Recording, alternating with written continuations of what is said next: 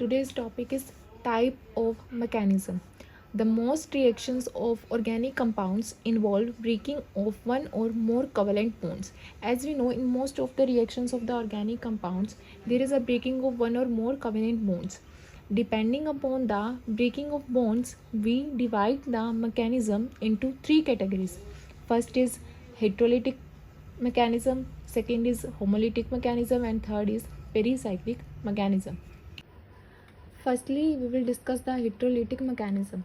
The breaking of covalent bonds in such a way that one atom gets both the shared electrons is called heterolytic mechanism.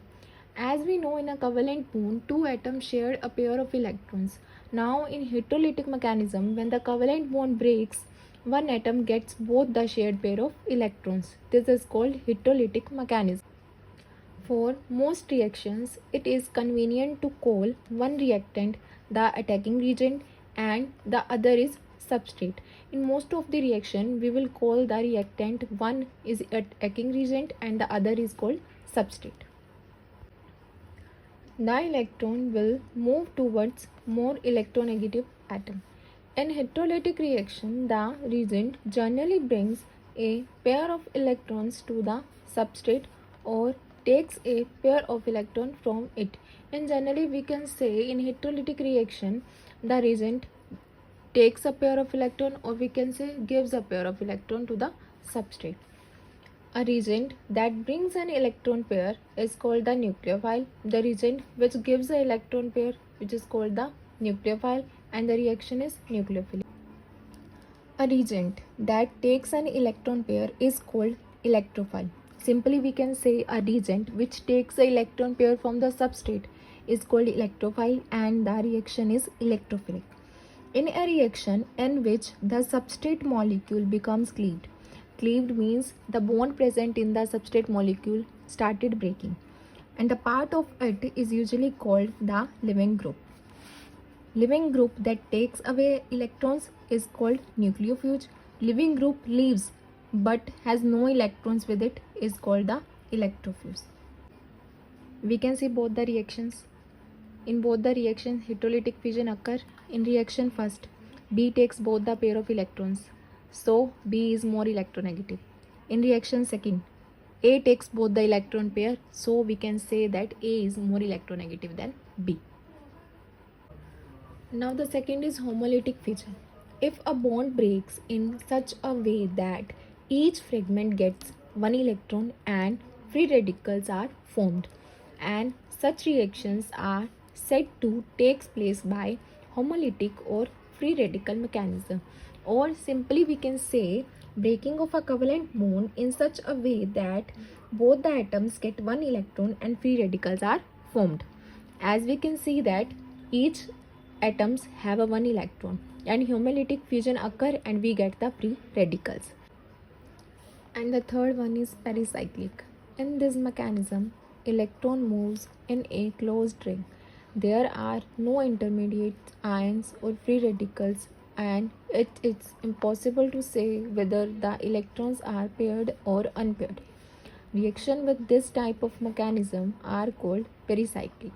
In this mechanism, we can say electron moves in a closed ring, so there is no intermediate, no ions, and no free radicals are formed. And it's impossible to say that electrons are paired or non-paired. So we don't know about the electrons, these are paired or unpaired. So this is mechanism which is called the pericyclic mechanism. Now the next topic is Hammond postulate. Hammond postulate states that the structure of transition state mostly closely resembled with the structure of the reactant, product or intermediate with most similar energy. In this, Hammond postulate states about the structure of the transition state, which is similar to reactant, product or intermediate state, which have a similar energy to the transition state. Hammond postulate also state how to isolate transition state. The transition state will be more similar in structure to the species that is closer to it energetically. Now, in exothermic reaction, the transition state is energetically closer to the reactant than it is to the product. In exothermic reaction, transition state and reactant have similar energy. Therefore, structure of transition state will more closely resemble with the structure of the reactant than to the structure of product. So, the structure of transition state will be similar to the structure of reactant than to the structure of product. In endothermic reaction, the transition state is energetically closer to the product, so that the structure of transition state is closer to the structure of the product. In endothermic reaction, the energy of the transition state will be similar to the energy of the product. So the structure of transition state will be more resembled with the structure of the product. In this, bond formation is more, so the transition state is closer to the product. In the endothermic reaction, bond formation is more, so the transition state is closer to the product. Here delta H is positive. In this, delta H will be positive. It states that product composition in a reaction which yields one product from one conformation isomer and another product from another conformational isomer of the same substrate. As we know, same substrate will form the two conformations, and we also get the two products, one product from the one conformational isomer and the second product from the second conformational isomer. Now, it does not depend upon the population of the ground state but only on the relative energy of the transition state. The product will be depend not on the population of the ground state, it only depends upon the relative energy of the transition state. Here is the case 1.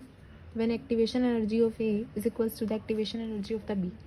We can explain this with the help of this graph between the potential energy and the reaction coordination. Reactant start from here, A. This is the transition state of A. We get the product of A. Reactant B starts from here. This is the transition state of B and we get the product of B. Now, activation energy of A is equals to activation energy of B. Since activation energy of A and B are equal, then there will be no effect of activation energy. Then it will be depend upon the stability order. Here B is more stable than the A. Major product is as per the conformer ratio. Major product will produce from major conformer, so the major product will be B, not A, as B is more stable than the A. Now we have case second. Activation energy of A is greater than activation energy of B. We draw the graph between potential energy and reaction coordination. Reactant A starts from here. This is the transition state of A. We get the product PA. Reactant B starts from here. This is the transition state of B and we get the product PB. Less activation energy, more stable will be the product. Since activation energy of APA is much more than the reaction BPB and rate of reaction is inversely proportional to the activation energy. If rate of reaction is greater, then the activation energy will be the lower.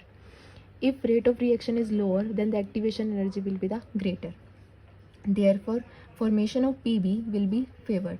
This stability of conformer B also favors the path. Major product will be PB, not PA.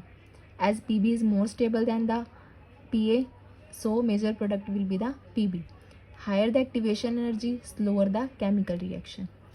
Now we have case 3. When activation energy of B is greater than activation energy of A. We draw the graph between potential energy and reaction coordination. Reactant A starts from here. This is the transition state of A and we get the product PA. Reaction B starts from here, transition state of B, and we get the product PB.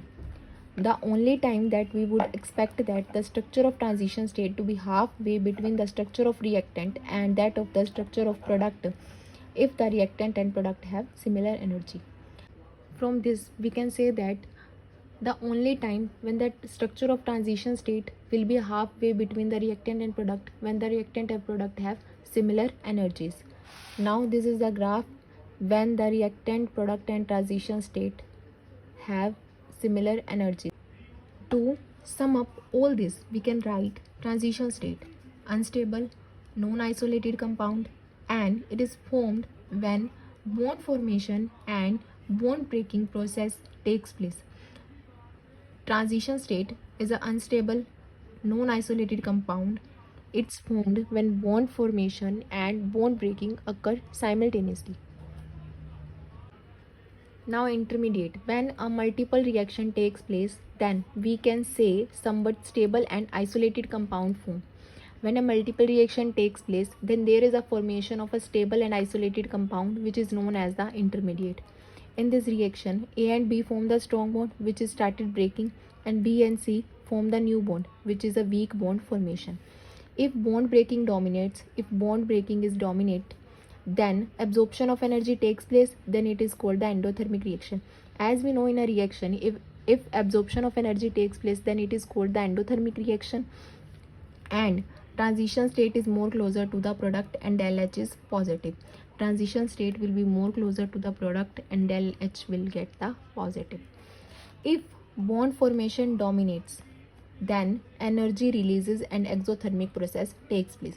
Transition state TS will be closer to the reactant and del H is negative. If bond formation dominates, then energy releases, and as we know in a reaction, if energy releases, then it is the exothermic reaction, and transition state will be more closer to the reactant and del H is negative. Next topic is Curtin-Hammond principle. As we have two reactions, A gives the product PA and B gives the product PB. Here A and B are two conformer and the stability of B is higher. PA product obtained from A and PB product obtained from B. It tells us about the amount of PA and PB, that is, which have higher amount and why. Curtin-Hammond principle tells us about the amount of PA and PB, that is the product obtained from A and product obtained from B, which is formed in a higher amount and which is formed in a lower amount, and why it is formed. That it does not depends upon the stability of A and B, it depends upon the activation energy of the transition state. That is, the amount of PA and PB depends upon the activation energy rather than depends upon the stability of A and B. Now B, this is transition state and this is the product obtained from B, that is PB. Activation energy and amount of product are related to each other, as less activation energy then more product and more activation energy then less product. That is, activation energy and amount of product will be related to each other. In this way, if we have less activation energy, then we will get the more product, and if we have more activation energy, then we will get the less product.